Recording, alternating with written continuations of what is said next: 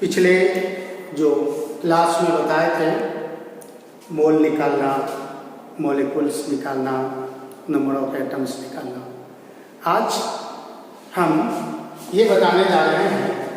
पढ़े होंगे, जरा गौर करके देख लो।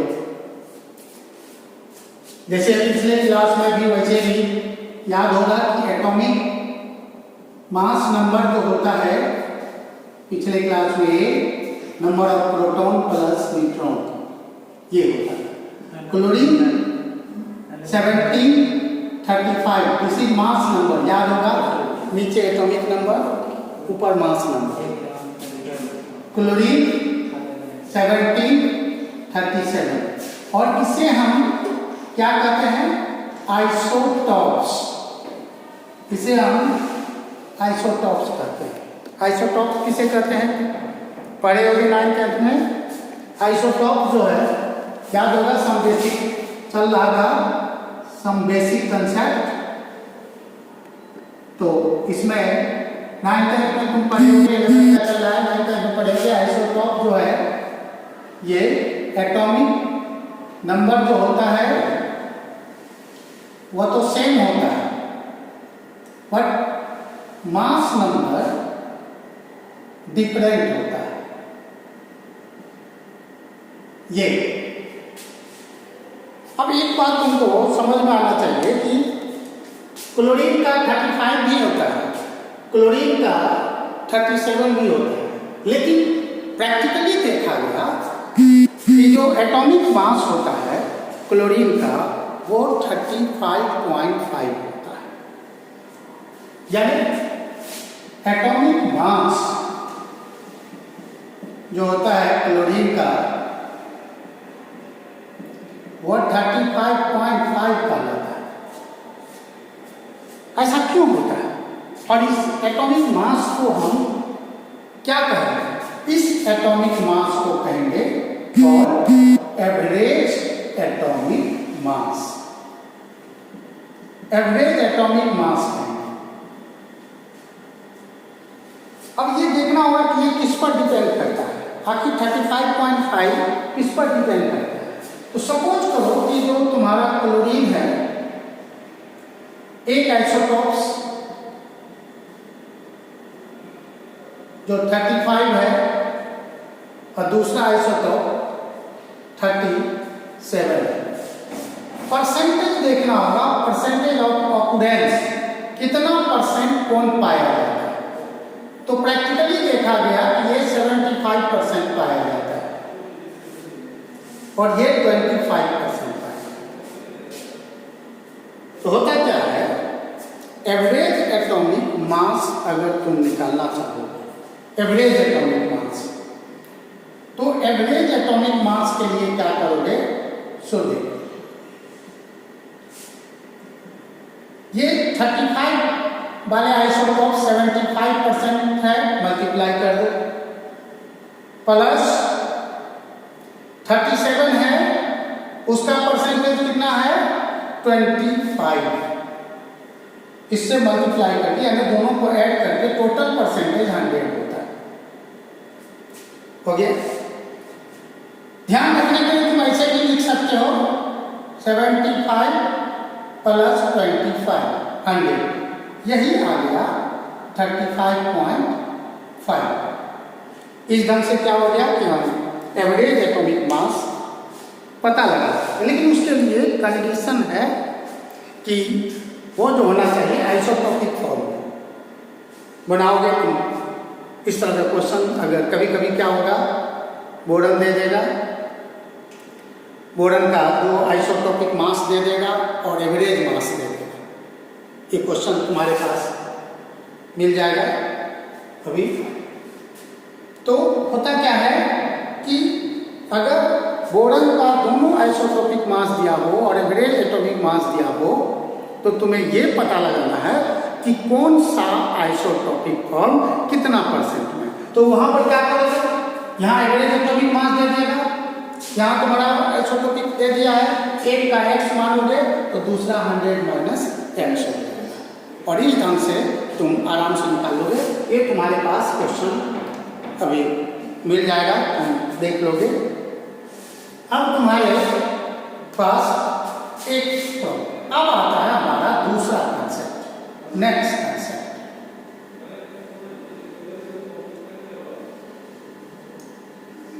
अब जरा गौर करके देखो, बेंजीन का फॉर्मूला जानते हो? बेंजीन जो है दूसरा कंसेप्ट, बेंजीन। बेंजीन तुम्हारे पास क्या फॉर्मूला होता है? C6H6, जानते हैं।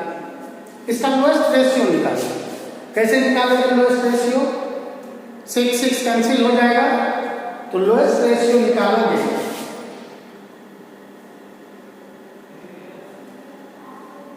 तब जो फार्मूला होगा वो फार्मूला CH। अब ये दोनों, इसमें क्या है? रियल नंबर ऑफ एटम्स है, इसमें लोएस्ट नंबर ऑफ एटम्स है, मतलब दोनों में डिफरेंस यही है। इसमें कार्बन एटम 6 है और हाइड्रोजन एटम 6 है, लेकिन यहाँ पर क्या हो जाएगा? दोनों का लोएस्ट रेशियो हो गया। अब यहाँ पर लोएस्ट रेशियो हो गया तो दोनों, अब गौर करके देखो, इस दोनों को हम किस नाम से जाने? अभी हमने ये देखा, जरा गौर करके देख लो, ये तुमने देखा कि हमने एक C6H6 लिखा और एक हमने CH लिखा। ये दोनों ही इसमें lowest ratio, original number of atoms है।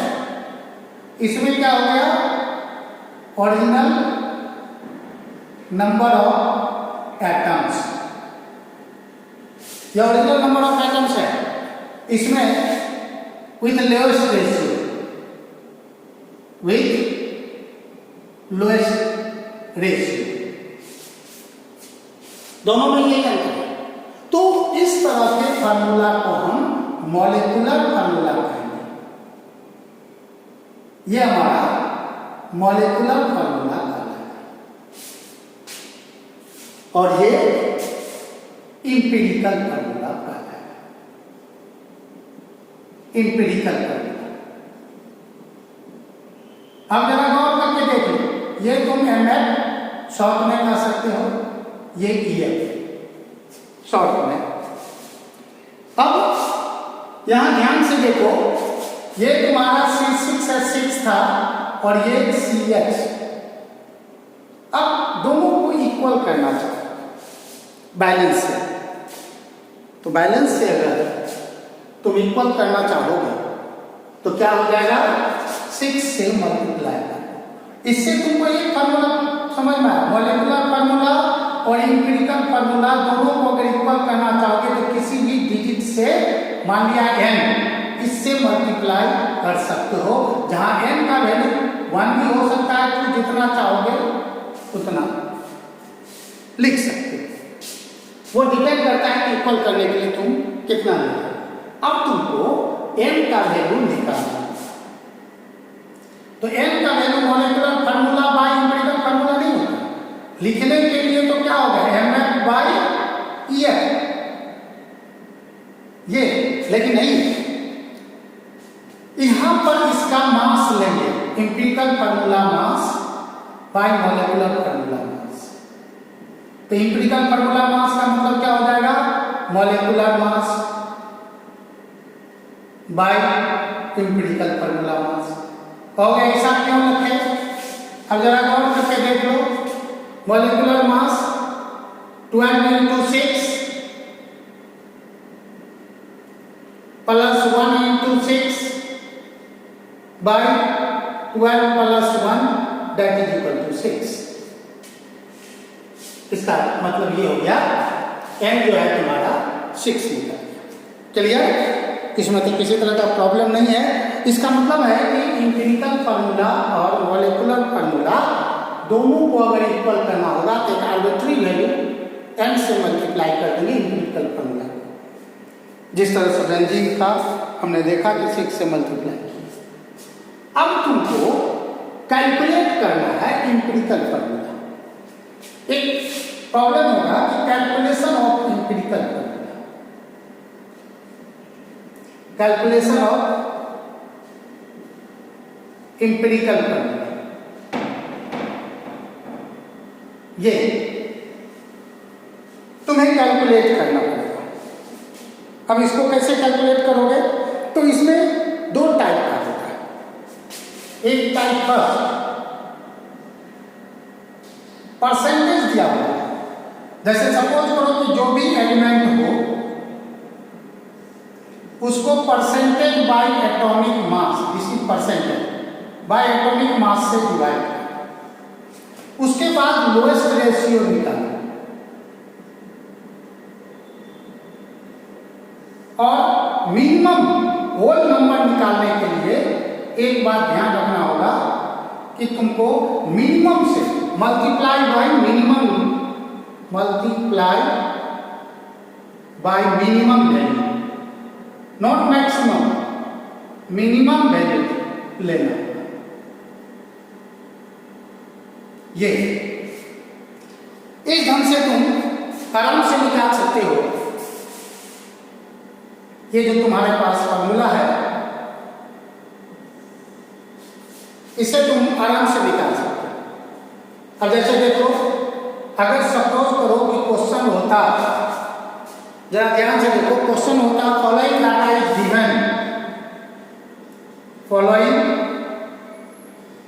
डेटा इज गिवन, आयरन, जरा गौर के देख लो, आयरन ले लो 69.9% और ऑक्सीजन बच गया था 100 में से 69.9 माइनस कर दो 30.1%। फाइंड इंपेरिकल फॉर्मूला, ये अब क्या करोगे? पहला काम करोगे, तुम गौर करके देख लो, पहला जो तुम्हारा होगा एलिमेंट को लोगे ही, उस एलिमेंट में परसेंटेज बाय एटॉमिक मास, फिर लोएस्ट रेशियो, फिर होल नंबर चेक कर देते हैं। अब इसको किस ढंग से निकालोगे जरा गौर के देख लो। तो तुम्हारे पास पहला एलिमेंट कौन है? आयरन। पहला एलिमेंट तुम्हारे पास आयरन है। अब क्या करोगे? आयरन का जो परसेंटेज है वो कितना है? 69.9। और याद होगा हमने लिस्ट लिखाया था एटॉमिक मास का कितना होता है, इसका 56 होता है। तो ये कितना हो जाएगा? 1.24। ये क्लियर? अब हम क्या करेंगे तो देख लो जरा। दूसरा एलिमेंट कौन सा है? ऑक्सीजन। दूसरा एलिमेंट ऑक्सीजन है। ऑक्सीजन लिया, वो कितना परसेंट है? बच गया 100 में से कर दिए बाय 16, तो ये हो जाएगा 1.88। अब तुमको लोएस्ट रेशियो निकालना है।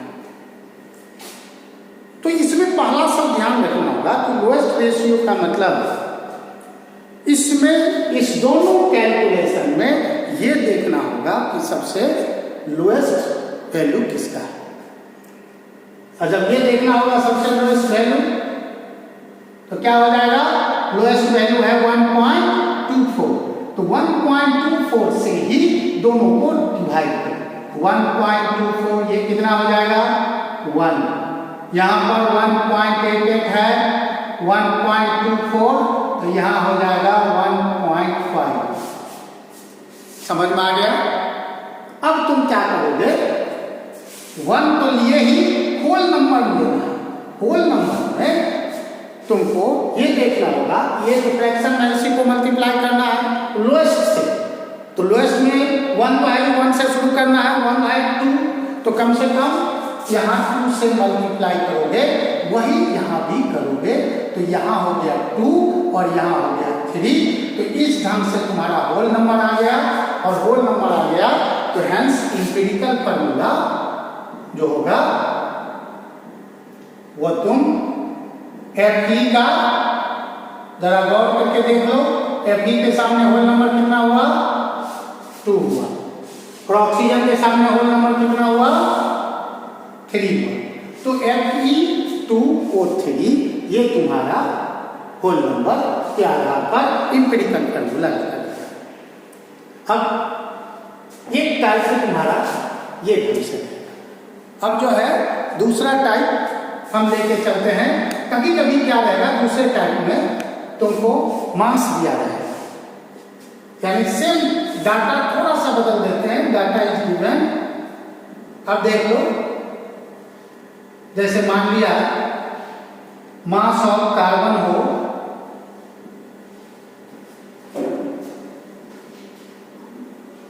3.6 ग्राम मास ऑफ कार्बन। उसके बाद मास ऑफ हाइड्रोजन दिया हुआ हो, mass of hydrogen 0.6 gram, mass of oxygen हो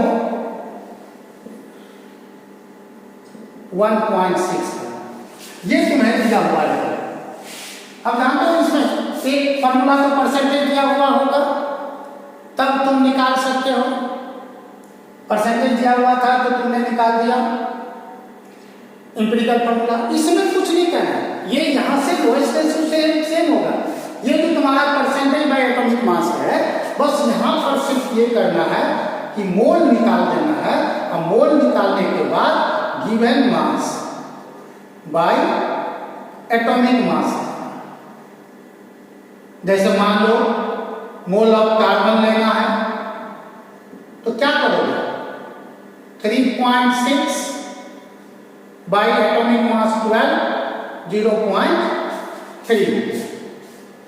फिर उसी ढंग से तुम क्या करोगे मोल ऑफ हाइड्रोजन लोगे, ये कितना हो जाएगा 0.6 बाई एटॉमिक मास इतना 1.6।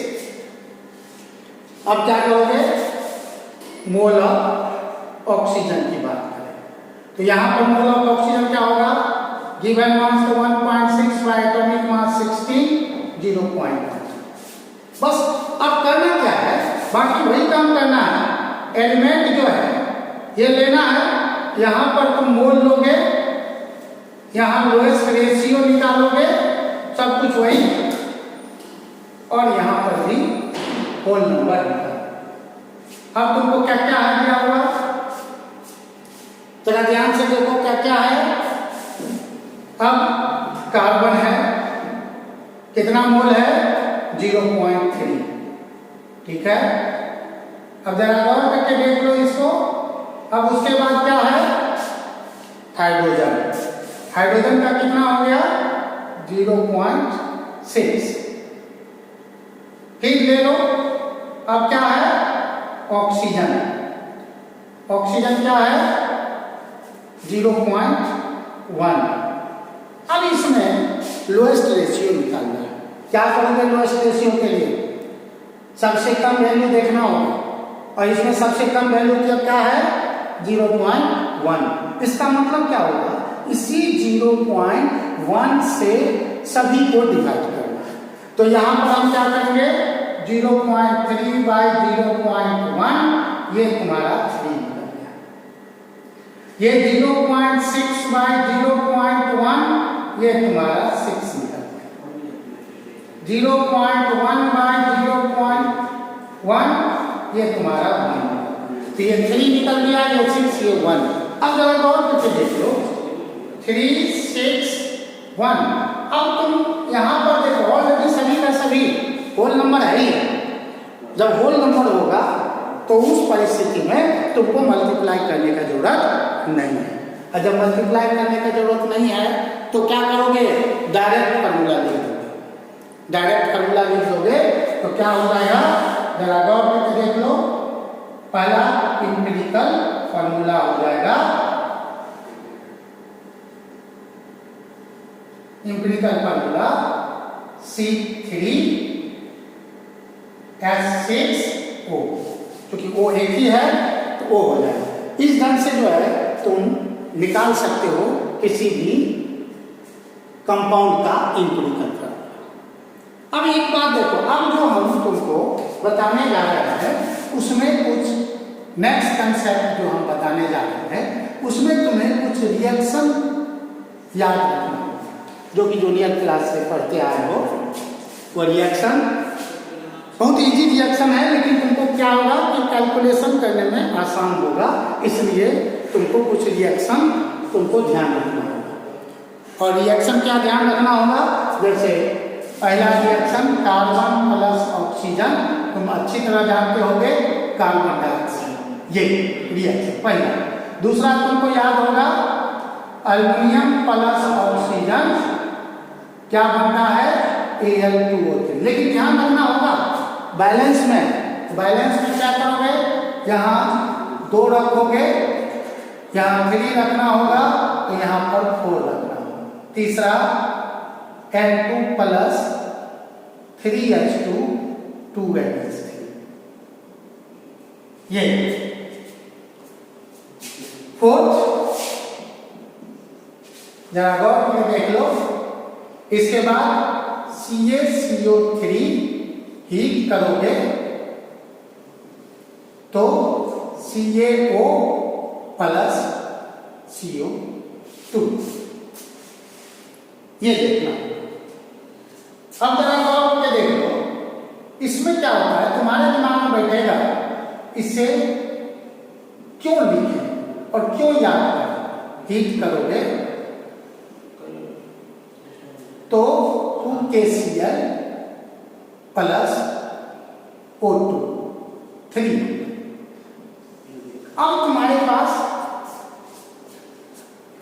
इसका मतलब क्या हो जाएगा, ये रिएक्शन का हमें जरूरत कैसे पड़ेगा, कोई भी रिएक्शन, एनी रिएक्शन, मान लो एग्जाम्पल हमने लिया तो एग्जाम्पल हम कोई भी एग्जाम्पल ले लो, जैसे सपोज करो 4Al हमने लिया, 3O2 लिया,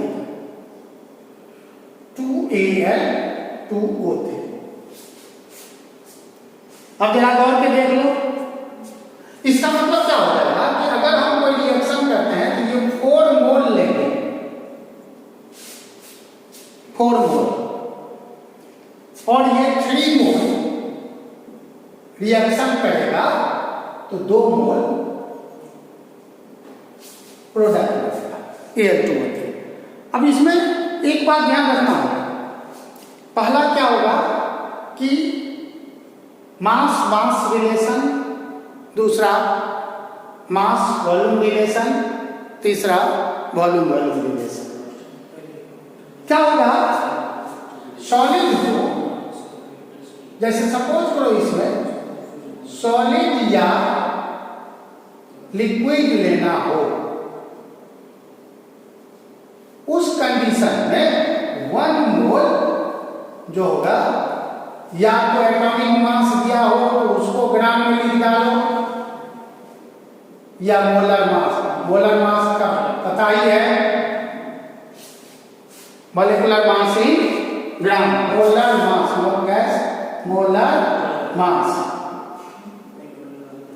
बट अगर गैस हो उस कंडीशन में 1 मोल जो होगा वो हो जाएगा या तो 22.4 लीटर या 22,400, लेकिन शर्त एट STP। थोड़ा ये नोट करो तो